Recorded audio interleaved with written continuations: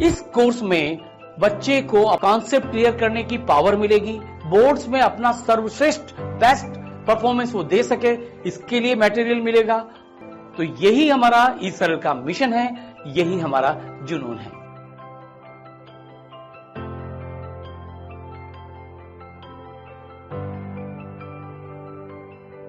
Learning adaptive हो, बच्चे के लिए पर्सनलाइज्ड हो, ये सब ईसरल ने पॉसिबल करा है एजुकेशन और टेक्नोलॉजी के ब्लेंड से।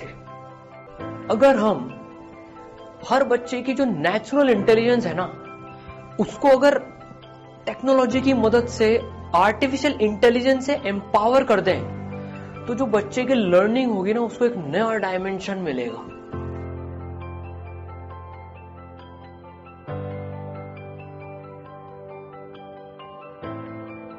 हम कोई भी चीज सबसे आसानी से और सबसे मजेदार तरीके से कब सीख सकते हैं? सोचा कभी? सोच के देखो भाई, जो सबसे बढ़िया तरीका होता है वो ये होता है कि एक तो वो चीज हमें दिख जाए चलती हुई, है ना। दूसरी चीज की वो चीज हम क्यों सीखने की कोशिश कर रहे हैं वो हमको एकदम क्रिस्टल क्लियर हो, और सीखने के बाद हमको उससे हासिल क्या होगा ये भी हमको पता हो।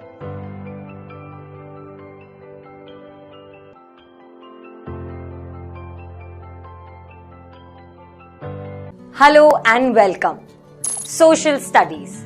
सोशल स्टडीज का एक बहुत ही प्यारा सा सब्जेक्ट ज्योग्राफी। अगर ज्योग्राफी का नाम सुनते से ही आप भाग जाते हैं या पढ़ाई करना छोड़ देते हैं, या आपको लगता है इतनी सारी डेफिनेशंस, मैथ्स, थ्योरीज, ये सब कौन पढ़ेगा, एक ही तो पार्ट है, रहने देते हैं, तो प्लीज मत जाइए, रुक जाइए, क्योंकि हम लोग ज्योग्राफी को एक बहुत ही अनकन्वेंशनल तरीके से पढ़ने वाले हैं। अब जब आप ज्योग्राफी को पढ़ेंगे, आप जब ज्योग्राफी को समझेंगे, तो वो आपको एक भारी भरकम लोड सब्जेक्ट की तरह नहीं लगेगा, बल्कि एक ऐसी चीज लगेगी जो आपकी जिंदगी को इम्पैक्ट करती है, और इसीलिए उसके बारे में जानना इम्पोर्टेंट हो जाता है। क्लास 10th की NCERT का जो फर्स्ट चैप्टर है वो है रिसोर्सेज एंड डेवलपमेंट। रिसोर्सेज का मतलब क्या होता है? सबसे बेसिक तरीके से समझें तो रिसोर्सेज कोई भी ऐसी चीज है जो आपकी और हमारी नीड को सेटिस्फाई करता है। अब ये डेफिनेशन इतनी जनरल है ना कि हम लोग इसके बारे में जब समझने लगेंगे तो ये बहुत ही वास्ट सी डेफिनेशन बन जाएगी। आप समझिए कि जब आप उठते हैं, उठते से ही अगर आप अपनी कर्टन्स को खोलेंगे और सनलाइट आपके फेस पर आएगी, तो आप, वो कर्टन्स और वो सनलाइट तीनों रिसोर्सेज हैं, क्योंकि आप खुद भी अपनी नीड्स को सेटिस्फाई करने में अपनी मदद करते हैं। वो कर्टन्स भी हैं जो किसी न किसी तरीके से आपकी साउंड स्लीप को सिक्योर बनाने में मदद करती है, और वो सनलाइट है जो कि इस पूरी दुनिया में जितने भी लाइफ फॉर्म्स हैं उनका प्राइमरी सोर्स ऑफ एनर्जी है। सनलाइट एक नेचुरल रिसोर्स है, कर्टन्स एक ह्यूमन मेड रिसोर्स है, और ह्यूमंस हम खुद भी तो रिसोर्स हैं। तो ये सारी चीजें इकट्ठी मिलके जब एक सेटअप में काम करती हैं, आगे चलती हैं, तो हम सब लोग बन जाते हैं बहुत essential to our need and growth. Resources और डेवलपमेंट एक ओपनिंग लेंस है, एक ऐसा चैप्टर है जो समझाता है कि किस तरह हम लोगों को इस दुनिया को देखना है। जो लाइट है वो भी एक रिसोर्स है, उसके अंदर जहां से इलेक्ट्रिसिटी आ रही है, इलेक्ट्रिसिटी किस तरीके से बन रही है, ये सारी चीजें इंटीग्रेट होकर इकट्ठी हमारे साथ में हमें जिस तरह से मिल रही हैं, ये सब रिसोर्सेज हैं। इनका डेवलपमेंट किस तरह से, जब हम देखते हैं रिसोर्सेज बेस फॉर्म करते हैं, तो उन बेस की रिस्पेक्ट करना, उन बेस को इस तरह से यूज करना कि वो इफेक्टिव है और वो एफिशिएंट है, इस तरह का यूटिलाइजेशन है कि वो दोनों चीजों को साथ में लेके चलता है। वो रिसोर्सेज का बेस्ट तरीके से यूज करता है और उसका पूर्ण तरीके से यूज करता है, ताकि हम सब लोग आज जिस एनवायरनमेंट को जिस तरह से देख पा रहे हैं, आने वाले टाइम में हम उसे और बेहतर स्टेट में देख पाए। और ये चीज इम्पॉसिबल नहीं है। इस चैप्टर के कोर्स में हम लोग देखेंगे रिसोर्सेस क्या होते हैं, डेवलपमेंट क्या होता है, उनका इकोनॉमिक डेवलपमेंट क्या होता है। हम देखेंगे कि रिसोर्स किस तरह से डिस्ट्रीब्यूटेड हैं। हम देखेंगे कि रिसोर्सेज क्योंकि इतने स्केर्स हैं, लिमिटेड हैं इन नेचर, या फिर अगर लिमिटेड नहीं भी हैं तो उनको हार्म करने का, ओवर यूटिलाइजेशन का पॉसिबिलिटी ज्यादा है। उस चीज को अवॉइड करने के लिए उसकी प्लानिंग करना बहुत ही एसेंशियल बन जाता है। इस चैप्टर में एक हिडन पार्ट है और वो है लैंड रिसोर्सेस।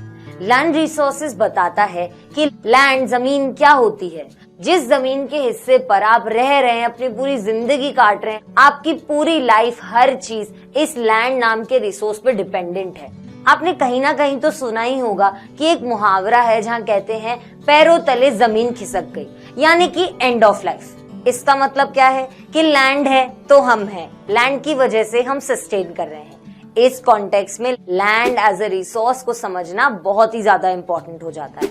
इसके डिग्रेडेशन के बारे में पढ़ेंगे, लैंड कितना एसेंशियल है, उसके साथ क्या क्या प्रॉब्लम्स आ रही हैं, रिसोर्सेज के साथ क्या क्या प्रॉब्लम्स आ रही हैं, सॉइल जो लैंड का एक बहुत ही एसेंशियल कंपोनेंट है उसके साथ क्या प्रॉब्लम्स आ रही हैं, और हम लोग किस तरह साथ में मिलकर इन सब चीजों से बैटल कर सकते हैं, फाइट कर सकते हैं, कंजर्व कर सकते हैं इन चीजों को, और ना ही सिर्फ स्टॉप कर सकते हैं बल्कि रिवर्स कर सकते हैं सारे डैमेज को जो आज तक एनवायरनमेंट के ऊपर इन्फ्यूज किया गया है। फिर से एक चीज कहूंगी कि एनवायरनमेंट को सिर्फ पेड़ पौधे और जानवरों की तरह ना देखें। एनवायरनमेंट का एक इंडिस्पेंसिबल पार्ट है और वो है हम, ह्यूमन बीइंग्स, ह्यूमन कंपोनेंट। अब ये समझना इसीलिए जरूरी है क्योंकि जब हम लोग एनवायरनमेंट को एक दूसरे कंपोनेंट की तरह देखते हैं तो उसे हार्म करना आसान हो जाता है। तो एसी चला के छोड़ देना आसान हो जाता है, लाइट चला के भूल जाना आसान हो जाता है, नल खुला छोड़ देना आसान हो जाता है।